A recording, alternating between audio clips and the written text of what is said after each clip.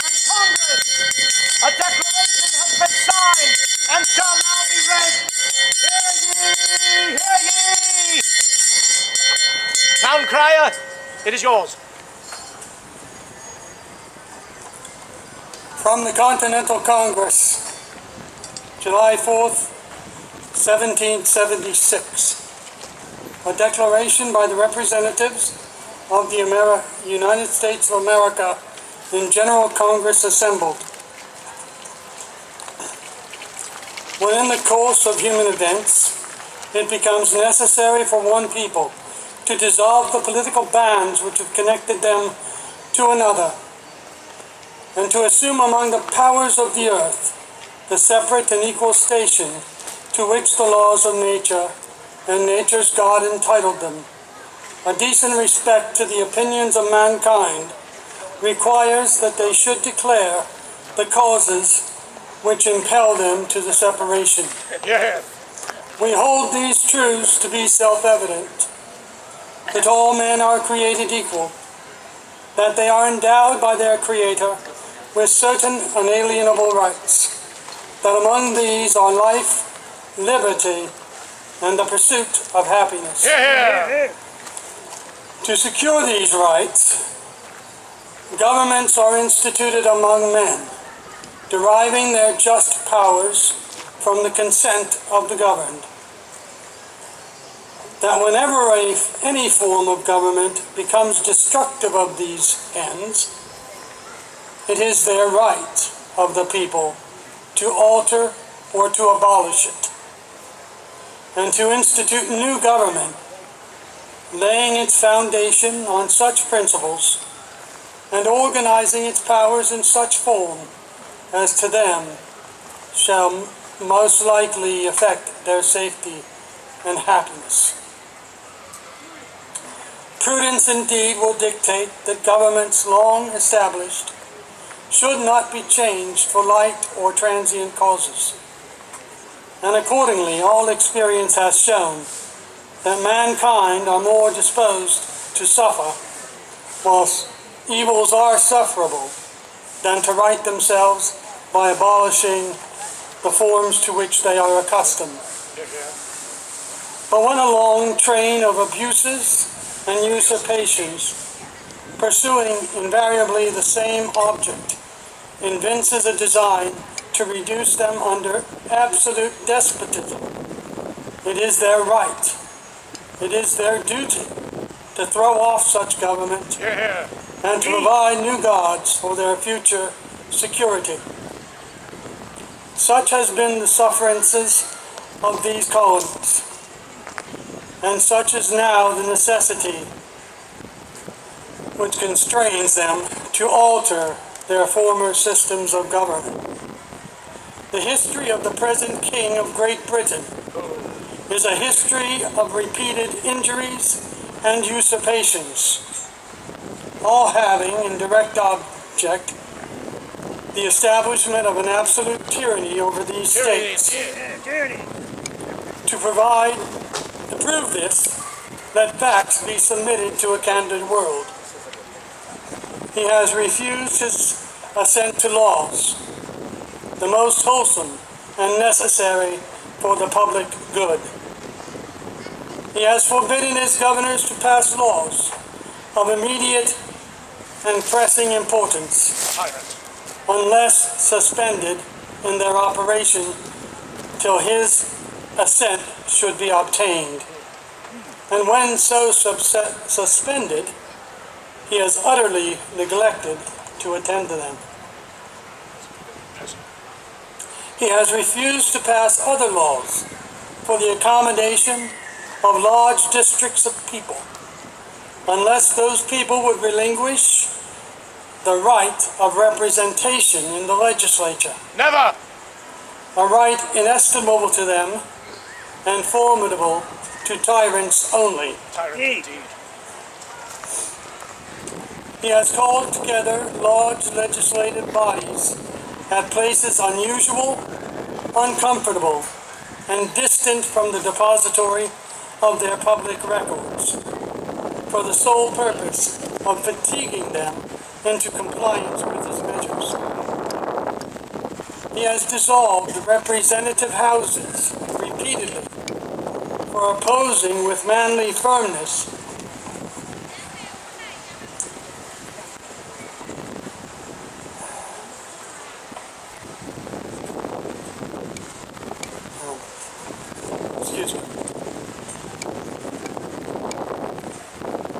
for opposing them with manly firmness his invasions on the rights of the people. He has refused for a long time, after such dissolutions, to cause others to be elected, whereby the legislative powers, incapable of annihilation, have returned to the people at large for their exercise, the state remaining, in the meantime, exposed to all the dangers of invasion from without and convulsions within.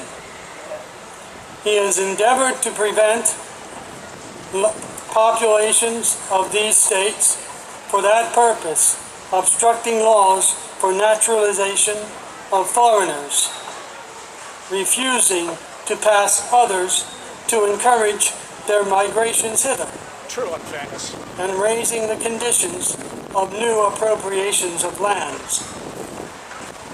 He has obstructed the administration of justice by refusing his assent to laws for establishing judiciary powers. He has made judges dependent on his will alone for the tenure of their offices and the payment of their salaries. Scoundrels.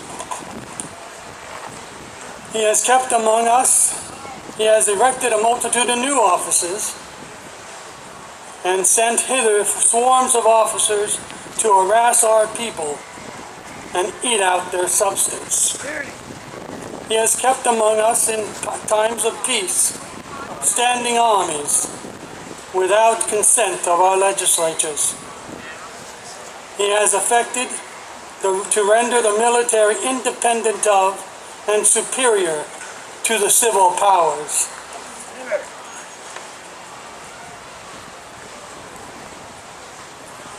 He has combined with others to subject us to jurisdiction foreign to our Constitution and unacknowledged by our laws, giving his assent to their acts of pretended legislation,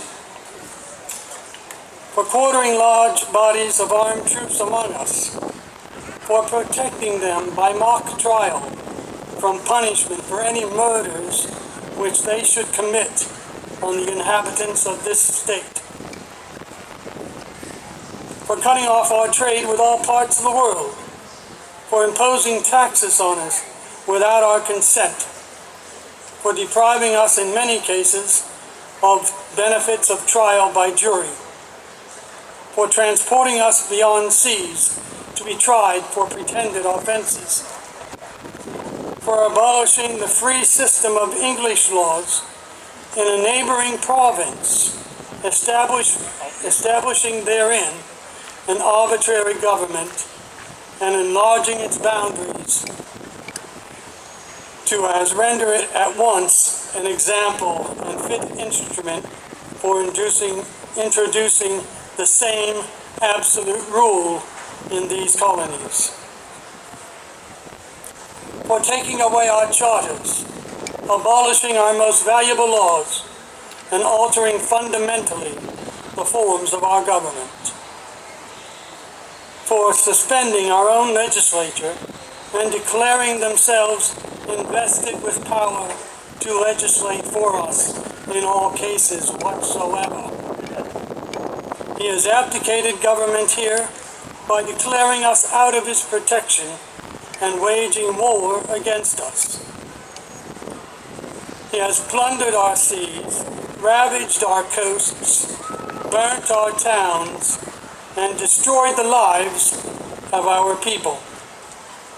He is at this time transporting large armies of foreign mercenaries to complete the works of death, desolation, and tyranny already begun, with circumstances of cruelty and perfidy scarcely paralleled in the most barbarous ages and totally unworthy the head of a civilized nation. He has constrained our fellow citizens taken captive on high seas to bear arms against their country, to become the executioners of their friends and brethren, or to fall themselves by their hands. He has excited domestic insurrections among us and has endeavored to bring on the inhabitants of our frontiers, the merciless Indian savages whose known rule of warfare is an undistinguished destruction of all ages, sexes, and conditions. Savagery indeed. In every stage where there were oppressions, we have petitioned for redress in the most humble terms. Our repeated petitions have been answered only by repeated injury.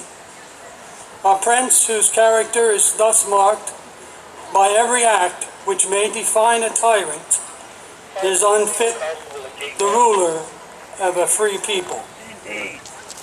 Nor have we been wanting in attentions from our British brethren. We have warned them from time to time of attempts by their legislature to extend an unwarrantable jurisdiction over us. We have reminded them of the circumstances of our emigration and settlement here. We have appealed to their native justice and magnanimity.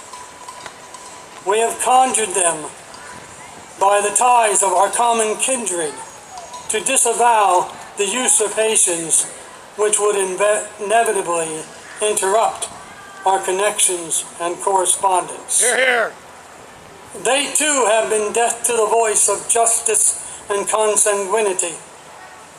We must therefore acquiesce in the necessity which denounces our separation and hold them, as we hold the rest of mankind, enemies in war, in peace, friends.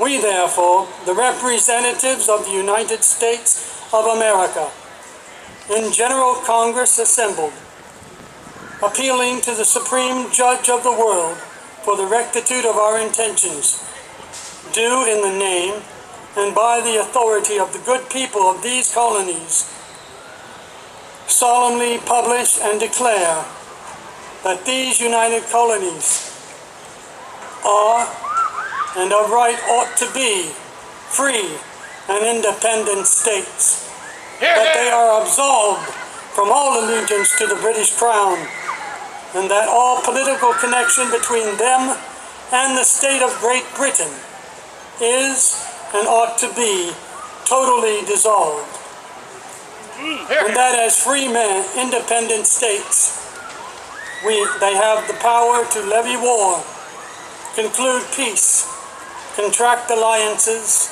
establish commerce, and do all other acts and things which independent states may of right do. And for the support of this declaration, with a firm reliance on the protection of divine providence, we mutually pledge to each other our lives, our fortunes, and our sacred honor. Signed by order and in behalf of the Congress, John Hancock, President. Hear, hear.